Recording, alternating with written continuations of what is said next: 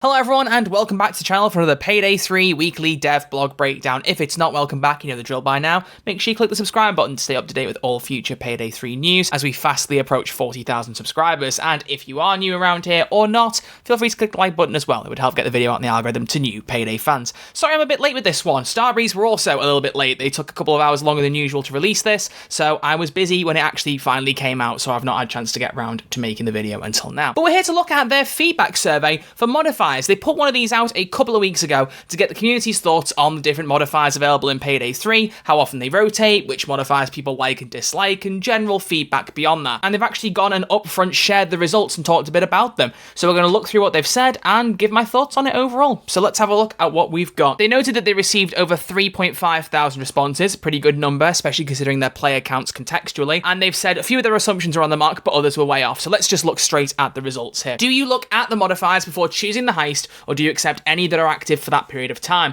And about 3/4 of the people who answered choose their heist according to what they want, as opposed to according to the modifier. So that means about 1/4 of the player base will choose heists differently if the modifiers active are ones that they don't like. That seems like a pretty fair assumption to me. I mean, I've talked numerous times on this channel about modifiers being a nuisance and how they will steer people away from heists. There will be people who perhaps will look and not like a modifier but still want to play that heist and just grit their teeth and get on with it. So that might be a good portion of the people making up the 75%, who knows. But still, 1/4 of the player base being unhappy with a certain system and choosing the heist they play based on that, that's got to be a point for discussion for sure. They then asked how many people play on very hard, overkill, or both, with nearly half of the audience playing on both, and then roughly 50-50 beyond that on the individual difficulties. And then they asked, would you rather the modifiers change on an hourly, daily, weekly, or monthly basis? And as you can see, the most common answer was daily. Bear in mind the modifiers currently rotate every 2 weeks, so the fortnightly was not an option to keeping it the same way, but people said they might have liked it weekly as well. That weekly and hourly were the other most popular options. This one, however, this is the one I was most intrigued by when they offered the results, and I'm not surprised to see this result, although it is a big one. If there was an option for you to choose the modifiers you have active, would that be of interest with payout scaling with each modifier added? 91.5% said yes. So that's basically saying, hey Starbreeze, let us pick the modifiers for extra rewards and, you know, not have any on if we don't want them. That's the way it should be, for sure. And I'm very glad to see that the fan base seems to agree on that. Would you be more receptive to difficulty modifiers if they came with rewards such as money, C-stacks, or XP? 95.2% said that. It's what I've said before, modifiers were not a terrible idea. The problem was they were introduced as a way to tackle the game being too hard, which they didn't really accomplish for the most part, and also just created nuisances. It's perfectly fine in theory, and if you give people rewards for it, let them choose which ones to activate, I don't feel like there's anyone who loses there. As I've said before, in any situation where you can give people a choice where nobody loses, that's the one you should go for. You please most of the fan base that way, and it's exactly what Starbreeze are doing with the Armor 2.0 system, bringing back Payday 2's armor, but also not removing Payday 3's armor style, so you can just choose which one you want or mix and match. That way, it's very hard to find someone unhappy with the decisions that you make, and I think that's the best way to do it. But the next part was just as interesting, if not more, which was what the audience's favourite and least favourite modifiers were.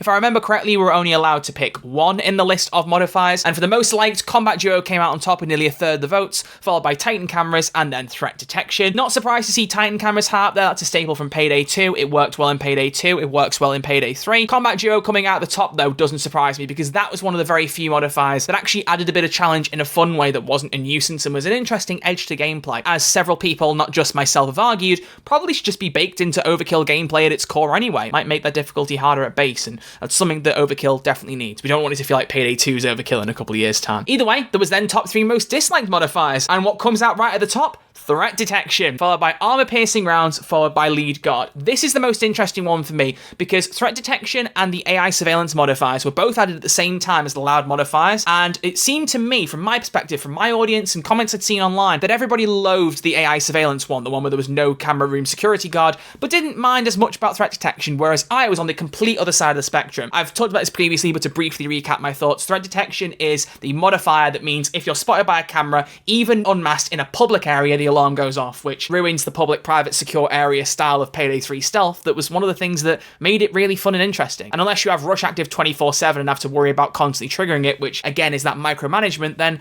you can't really dodge that modifier easily, and that's not fun. It's interesting to see that some people didn't mind it, but a lot more people really didn't like it, so that's intriguing. But as I said, AI Surveillance not even popping up in the top 3. I'm surprised based on what I've seen, but it lines up with my own personal thoughts. AI Surveillance isn't the most annoying one in the world, if for no other reason reason, then you can block out a lot of cameras with ECM jammers and camera loops as it is, as long as Cerberus core isn't active. And if you don't have Titan cameras, then put yourself in search mode and smash every camera anyway. Once you're in search mode, you can smash cameras and guards won't care if they're broken, they'll just keep patrolling around. Guess who's cutting in halfway while editing again? You know what I'm like by now, but there is one point I wanted to mention here, which is that the one modifier I was surprised to not see in the disliked list was Federal Negotiator, and I just want to reiterate my thoughts on that because I don't want that to be swept under the rug, because I know there are people in my audience who feel similarly about it. Federal Negotiator is the modifier that forces you to stay in custody once you're in there, unless someone trades a hostage. The problem with that modifier is if you've traded, for example, every civilian in the map, or all the civilians are gone, and no one in your team has the skill to dominate cops to take as hostages,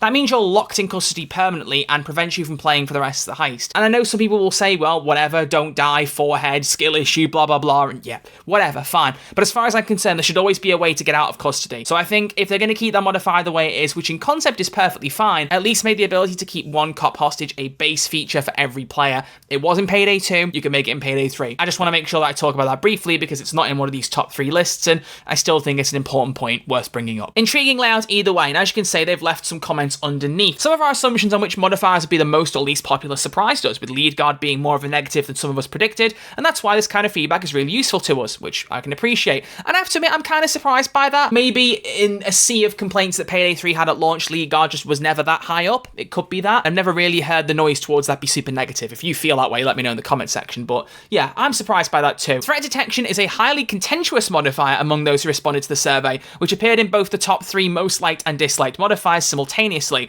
So what we'll end up doing with it is still in the air. We'll see how our short-term plans explained in the next section will affect this before we do anything drastic. This is a fair conclusion to make, but I do think it's important to point out that while yes, threat detection did pop up in both lists, it only pulled 10% of the most liked votes in the liked question, but pulled a quarter of the votes in the most disliked and came out on top. At the very least, you could say it pulled 2.5 more votes for the negative than it did for the positive. If that were me, even though it's weird to see it in both, I definitely judge it more on the dislike than the like. Majority rules, it's something I've said a lot with community stuff with Payday 3, and I think threat detection has a lot more negative going for it than it does positive, and these results, even with this being here, do reflect that. You've also got to bear in mind, there are, 8 modifiers in Payday 3 or more? I've lost count at this point, I don't remember the exact number, but think about that spread of results. It could be a lot of the lower results have between 5 and 10%, and it just so happens that threat had a few more. It might not be super indicative that they've just cut it off the top 3 when loads of other results could be 6, 7, 8%. You don't know for sure. Maybe this being third is not quite the slam dunk that they're making it look like it is. It's interesting, and it's definitely something to debate. But either way, they then have a section asking, well, what's next?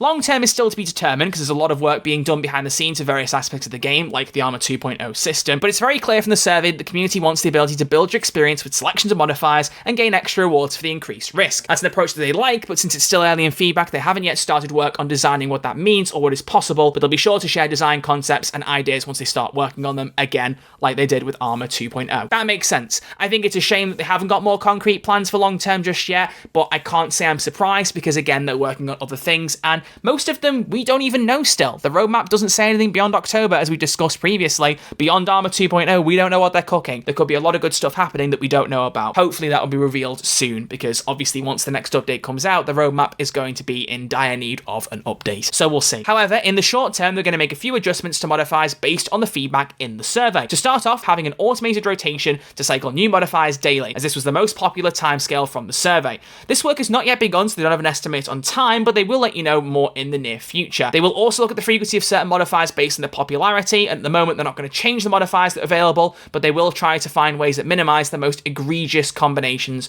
so stay tuned. Now, I think there will be some people watching this video in the comment section who are saying they don't really believe the first sentence of this paragraph. Why would it take so long to change the rotation from fortnightly to daily? And from an outside perspective, I would agree with you, but I think it's important to remind all of you, as well as myself, because I think even sometimes I forget this, we don't know the ins and outs of developing work. If you're watching this and you're a game developer and you can share insights, please do in the comment section below. But I think sometimes people can be surprised that work can take longer than it may seem on these certain aspects, or it could be as simple as there's no one on hand to work on this because they're busy on Armor 2.0, whatever it may be. I would like to think they change this sooner rather than later though, because that's something people clearly want, and I think it'd be a good idea to, for the time being, especially as they've said short term, offset some of the negatives of these modifiers to stop that quarter of the player base that are dodging certain heists because of modifiers from feeling quite as left out. At least day to day, they can mix up what they play a bit better then, so I would prioritise that in my position. But they finish it off by saying they want to show the appreciation for those of you who took part, but also noted that more than 1,000 people also left feedback in the free text section, which they appreciate. So I doubt they'll they'll have shared anything specific from that, but I'm sure there'll be a lot in there that they can pick up. I know I wrote quite a lot about modifiers in there, mainly stuff that I've said in videos and things like that, just kind of rephrased and maybe a bit more eloquent than me just waffling in a video, but you get the point. Either way, that's all they got to say. They said they'll see us next week for more Payday 3 goodness, whatever that means. Well,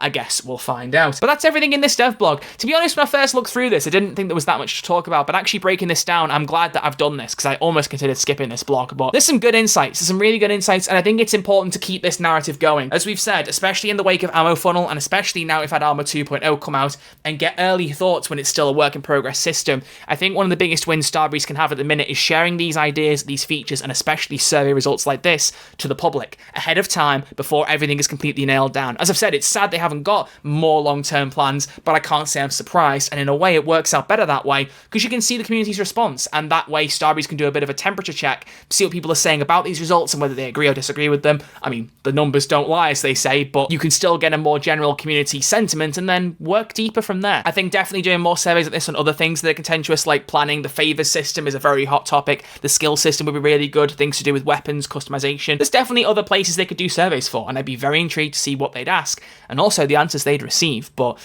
there you go. That will leave today's video and our dev blog breakdown here. If you've enjoyed it, as always, make sure you give it a thumbs up to show me you like the content and help get it out in the algorithm for more Payday fans. And as always, as I've said, feel free to click subscribe to stay up to date with all future content. It is Payday 3's first anniversary tomorrow or today. I don't know at what point this video is going out. It's getting late tonight, so I haven't decided if I'm going to drop it yet or not. I'll say. Point being, we are on the doorstep of the first anniversary. I do want to make a video for it, but it's going to take a couple more days to put something together, provided what I put together I like. But I definitely want to do some kind of year-on reflection, so stay tuned for that. But either way, thank you all for watching. I'll see you all very soon for a new video. Look after yourselves, stay safe, take care, and thanks for watching.